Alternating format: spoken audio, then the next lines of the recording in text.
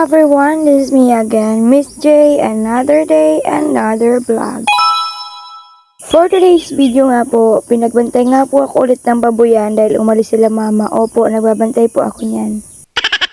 Ito nga po pala yung isang baboy namin and yes, hihipo po yan and buntis din po yan. Ito naman po si Mama Pig dahil mama na po siya at madami na talaga siyang biik. Binabantayan nga po namin siya kasi nga po hinalo na namin yung Mama Pig at saka yung mga biik. Meron nga po dito nakalabas na 2 biik.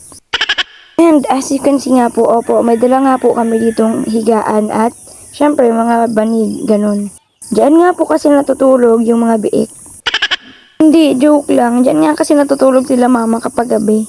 Nagbabantay nga kasi sila ng mga baboy at biik. Oo, huwag mo sabihin pinalayas namin ha.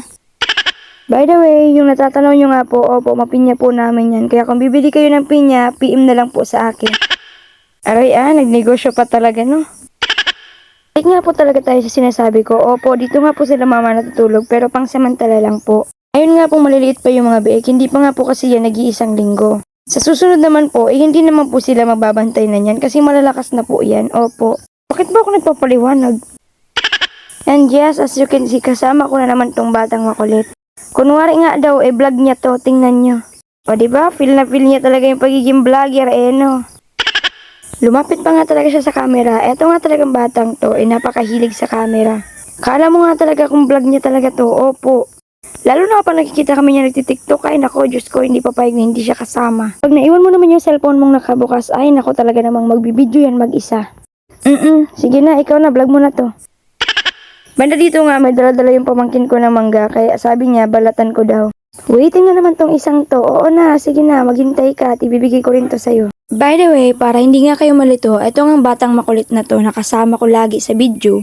Pamangkin ko po yan, opo, anak po yan ng kuya ko. At kung nakikita nyo nga, opo, napakagandang bata po niya. Nagmana po kasi yan sa akin, hindi po sa magulang. Wow! Paano ba naman ako laging kasama Di nga talaga yung napipirmi sa bahay nila, lagi talaga yung nasa bahay namin, opo. Maya-maya nga ay umuwi na ang batang makulit, kaya nagsimula na din ako ditong magbasa-basa ng mga sinulat ko. Sa tunay nga hindi naman talaga ako nagbabasa-basa ng mga sinusulat ko. Wala lang talaga akong maibidyo, kaya eto na lang, Hindi, joke lang. So everyone, hanggang dito na lang muna and thank you sa panonood. See you sa next vlog. Bye-bye!